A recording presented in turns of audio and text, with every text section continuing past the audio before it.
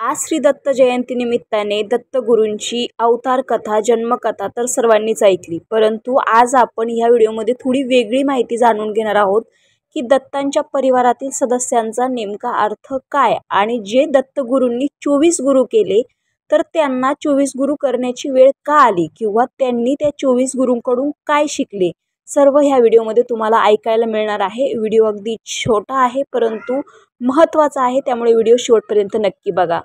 श्री दत्तांच्या पाठीमागे असलेली गाय म्हणजे पृथ्वी आणि 4 श्वान म्हणजे 4 वेद। औदुंबराचा वृक्ष हे दत्तांचे पूजनीय रूप आहे, कारण त्यात दत्ततत्व जास्त प्रमाणात असते। श्री दत्त गुरूंनी पृथ्वीला गुरु केले आणि पृथ्वीप्रमाणे सहनशील आणि सहिष्णू असावे अशी जगाला शिकवण दिली। तसेच अग्नीला गुरु करून हा देह क्षणभंगूर आहे अशी शिकवण अग्नीच्या ज्वालेपासून घेतली। अशा प्रकारे चराचरांतील प्रत्येक वस्तूमध्ये ईश्वराचे अस्तित्व पाहण्यासाठी म्हणून श्री दत्त गुरूंनी 24 गुरु केले आहेत। श्रीपाद श्री वल्लभ हा दत्तांचा पहिला अवतार आणि श्री नृसिंह सरस्वती हा दुसरा अवतार, तसेच माणिक प्रभू तिसरा अवतार आणि श्री स्वामी समर्थ महाराज हे चौथे अवतार होत। हे 4 पूर्ण अवतार असून अंशात्मक अवतार अनेक आहेत। जैन पंथीय दत्तगुरूंकडे नेमिनाथ म्हणून पाहतात आणि मुसलमान फकीराच्या वेशात पाहतात। श्री दत्त दररोज खूप भ्रमण करीत। ते स्नानासाठी वाराणसीला चंदनाची उटी लावायला प्रयागला जात, तर दुपारची भिक्षा कोल्हापूरला मागत आणि दुपारचे जेवण पांचाळेश्वर बीड जिल्हा येथे गोदावरीच्या पात्रात घेत असत। तांबूल भक्षणासाठी मराठवाड्यातील बीड जिल्ह्यात राक्षस भुवन येथे जात, तर प्रवचन आणि कीर्तन ऐकण्यासाठी नैमिषारण्यात बिहार येथे पोहोचत। निद्रेसाठी मात्र माहूरगडावर जात आणि योग गिरणार येथे करीत। दत्तपूजेसाठी सगुण मूर्तीऐवजी पादुका आणि औदुंबर वृक्ष यांची पूजा करतात। पूर्वी मूर्ती बहुधा एकमुखी असायची, हल्ली त्रिमुखी जास्त प्रचलित आहे। दत्त हे गुरुदेव आहेत। दत्तात्रयांना परमगुरु मानले आहे। त्यांची उपासना गुरु स्वरूपातच करावयाची असते। श्री गुरुदेव दत्त, श्री गुरुदत्त असा त्यांचा जयघोष करतात। दिगंबरा दिगंबरा श्रीपाद वल्लभ दिगंबरा ही नामधून आहे। श्री दत्तात्रयांच्या खांद्याला एक झोळी असते। तिचा भावार्थ याप्रमाणे आहे की झोळी हे मधुमक्षिकेचे म्हणजेच मधमाशीचे प्रतीक आहे। मधमाशा जशा ठिकठिकाणी जाऊन मध गोळा करतात आणि तो एकत्र जमवितात, तसेच श्री दत्त दारोदारी फिरून झोळीमध्ये भिक्षा जमवायचे। दारोदारी हिंडून भिक्षा मागितल्याने अहम लवकर कमी होतो, म्हणून झोळी ही अहम नष्ट झाल्याचेही प्रतीक आहे। श्रीमद भागवताच्या 11व्या स्कंदात यदू आणि अवधूत यांचा संवाद आहे। आपण कोणते गुरु केले आणि त्यापासून काय बोध घेतला हे यात अवधूत सांगतो। येथे गुरु हा शब्द वापरला असला तरी तो शिक्षक या अर्थाने वापरला आहे। अवधूत म्हणतो जगातील प्रत्येक गोष्टच गुरु आहे, कारण प्रत्येक गोष्टीपासून काही ना काही शिकता येते। वाईट गोष्टींपासून कोणते दुर्गुण सोडायचे आणि चांगल्या गोष्टींपासून कोणते सद्गुण घ्यायचे हे शिकायला मिळते। श्री दत्त प्रभूंनी 24 गुरु जे केले ते आपल्याला काय बोध देतात याची थोडक्यात आपण यात माहिती घेऊ।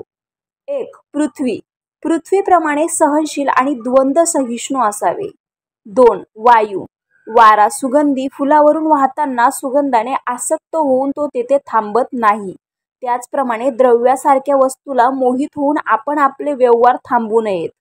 3. आकाश आत्मा हा आकाशाप्रमाणे सर्व चराचर वस्तूंना व्यापून राहिला आहे, तरी निर्विकार एक सर्वांशी समत्व राखणारा निसंग अभेद निर्मळ निर्वैर अलिप्त आणि अचल आहे। 4. पाणी मनुष्याने पाण्याप्रमाणे सर्वांसमवेत स्नेहभावाने वागावे, कोणाचाही पक्षपात करू नये। पाणी मधुर असते, ते मनुष्याची तहान शांत करते, त्याप्रमाणे ज्ञानतृष्णा पूर्ण करावी। 5. अग्नी मनुष्याने अग्नीप्रमाणे तप करून प्रकाशित व्हावे आणि जे मिळेल ते भक्षण करून कोणत्याही दोषांचे आचरण न करता आपले गुण कार्यकारण प्रसंगीच योग्य ठिकाणी वापरावे। 6. चंद्र अमावास्येची सूक्ष्म कला आणि पंधरवड्याचा 15 कला मिळून चंद्राच्या 16 कला मोजण्यात येतात। ज्याप्रमाणे चंद्राच्या कलेत उणे अधिकपणा असून त्याचा विकार चंद्रास बाधक होत नाही, तद्वत आत्म्यास देहासंबंधीचे विकार बाधक होत नाहीत। आपला आत्मा वाढत नाही आणि मरतही नाही, तर तो वाढतो किंवा मरतो तो आपला देहच। 7.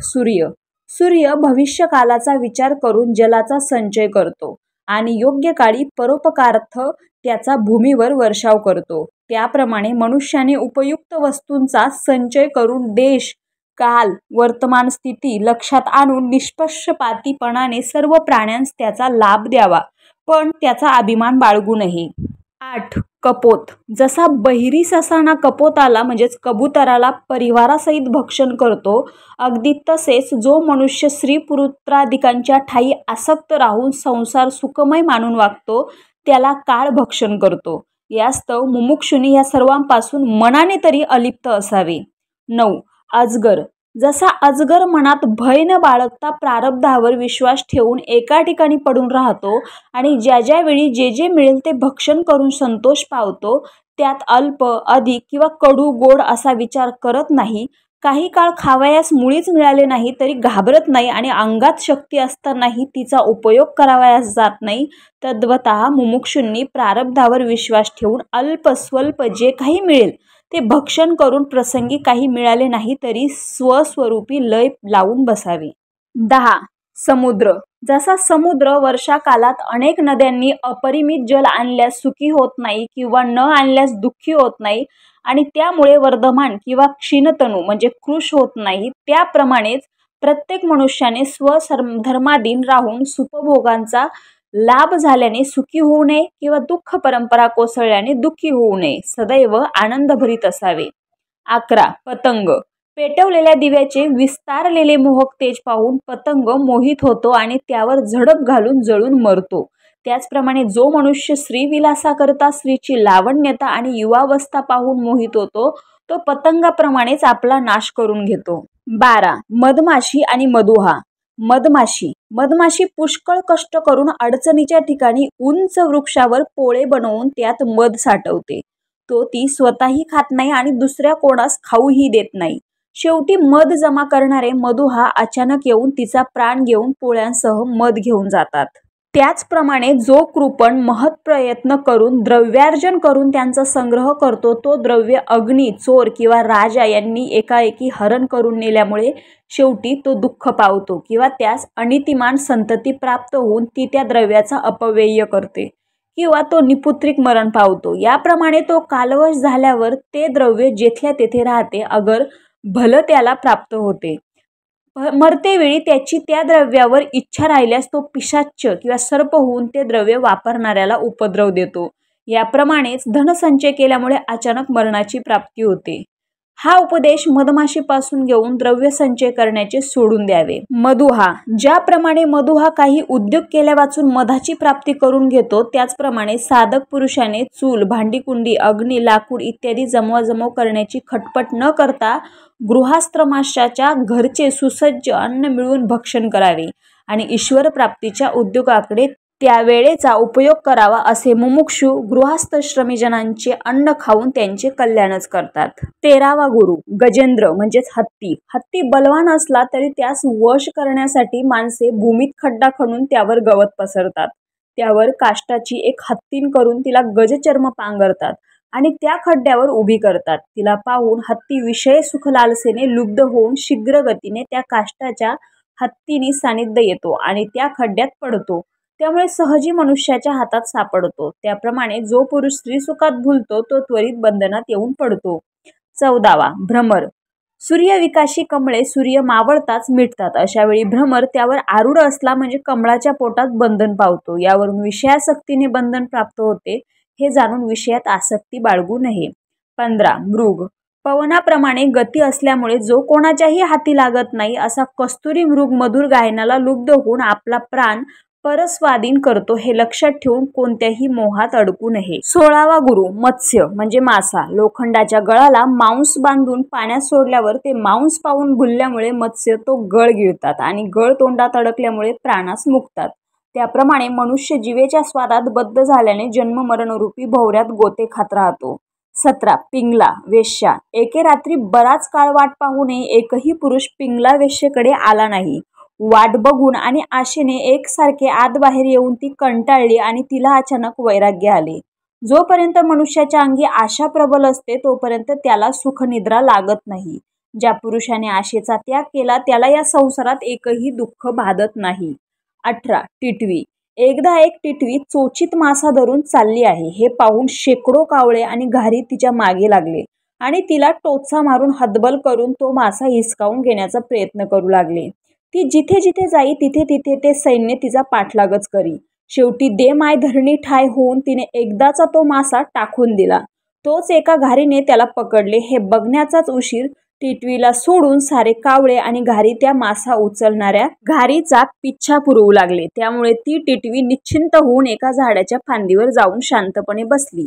या संसारात पण उपाधी जुगारून देण्यातच शांती आहे, नाहीतर घोर विपत्ती. 19वा गुरु. बालक. मानपणाचा विचार न करता जगतास प्रारब्धाधीन समजून सर्व चिंतेचा परिहार करून बालकाप्रमाणे राहावे आणि आनंद भोगत राहावा.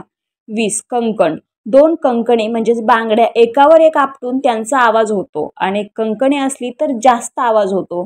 त्याप्रमाणेच 2 माणसे एकत्र राहिल्यास वार्तालाप होतो आणि ज्या ठिकाणी पुष्कळ माणसे एकत्र वास करत असतील तेथे कलह होतो. दोन्हीमुळे मनोवृत्ती शांत होत नाही. याकरता ध्यानयोगादी करणाऱ्याने निर्जन प्रदेश सोडून काढून त्या ठिकाणी एकटे राहावे. 21. शरकर्ता म्हणजे शर्करा, शरकट, कारागीर. एके दिवशी एक कारागीर एकाग्र चित्ताने बाणाचे पाते सिद्ध करत बसला होता. त्याच्या जवळून राजाची स्वारी वाजत गाजत थाटात गेली. मागाहून एक मनुष्य आला आणि त्याने त्याला विचारले, या वाटेने राजाची स्वारी गेली, तिचे तुम्ही अवलोकन केले का? त्यावर कारागीर उत्तरला, मी आपल्या कामात गर्क असल्यामुळे मला ते कळलेच नाही. ह्या कारागिराप्रमाणेच मुमुक्षुने सर्व इंद्रिय ईश्वराच्या ठिकाणी लीन करून फक्त ध्यान करावे. 22वा गुरु. सर्प. 2 सर्प कधीही एकत्र राहत नाहीत किंवा समागमे फिरत नाहीत. ते आवाज न करता सावधपणे फिरत असतात. आपल्या करता राहण्यास घर न करता वाटेल त्याच्या घरात जाऊन राहतात. ते उघड रीतीने फिरत नाहीत. प्रमाद म्हणजे दोष नसता निंदाही करत नाहीत आणि अपकार केल्या वाचून कोणावर कोपही करत नाहीत. त्याप्रमाणे 2 बुद्धिमत्तांनी कधी एकत्र फिरू नये. परिमित भाषण करावे. कोणाशी भांडण तंटा करू नये. विचाराने वागावे. सभा करून भाषण करू नये आणि स्वतःच्या राहण्यासाठी मठ न बांधता वाटेल तेथे राहून आयुष्य घालवावे. राहण्यासाठी घर बांधल्यास अभिमान उत्पन्न होतो आणि त्यामुळे लोभ जडतो. 23. कोळी म्हणजे कांतीन. कोळी आपल्या नाभीतून तंतू काढून त्याचे घर बनवतो आणि त्यात अहोरात्र क्रीडा करतो. पुढे मनास वाटेल तेव्हा पुन्हा त्या घरास गिळून कोळी स्वतंत्र होतो. तसाच ईश्वर इच्छा मात्रे करून जग उत्पन्न करून त्याच्याशी नाना खेळ करतो आणि मनास येईल तेव्हा त्याचा इच्छा मात्रेस नाश करून आपणा एकटा राहतो. जसा कोळी पुन्हा पुन्हा तंतू काढून घर करू शकतो, त्याप्रमाणे ईश्वर इच्छा मात्रे चराचर जग उत्पन्न करून त्याचा आपल्याच अंगी लय करून पुन्हा मनास येईल तेव्हा पूर्ववत ते निर्माण करतो. असे असल्याने जगातील घटनांना महत्त्व देऊ नये. 24वा. पेशाकार म्हणजेच भ्रमरकीट किंवा कुंभार माशी. भ्रमराचे ध्यान करणारा किडा जसा स्वतः भ्रमरपणाला पावतो, तद्वता एकनिष्ठपणाने परमतत्वाने चिंतन करणारा योगी परमात्मा रूपास पावतो. यावरून एकच शिकायचं आहे की जो प्राणी सदैव ज्याचे ध्यान करतो तो त्या ध्यानामुळे परिणामी तदाकार होऊन जातो. कुंभारी माशी मातीचे घर करून त्यात एक किडा आणून ठेवते आणि त्याच वरचेवर येऊन फुंकर मारत राहते. त्यामुळे त्या किड्याला माशीचे ध्यान लागून राहते आणि तो शेवटी कुंभार माशी बनतो. त्याप्रमाणे मुमुक्षुने गुरुपदिष्ट मार्गाने ईश्वराचे ध्यान धरावे म्हणजे तो ईश्वर स्वरूप होतो. आज दत्त जयंतीच्या निमित्ताने आपण जर हे सर्व गुण अंगीकारले तर आणि तरच दत्त जयंती खऱ्या अर्थाने साजरी होईल. रामकृष्ण हरी.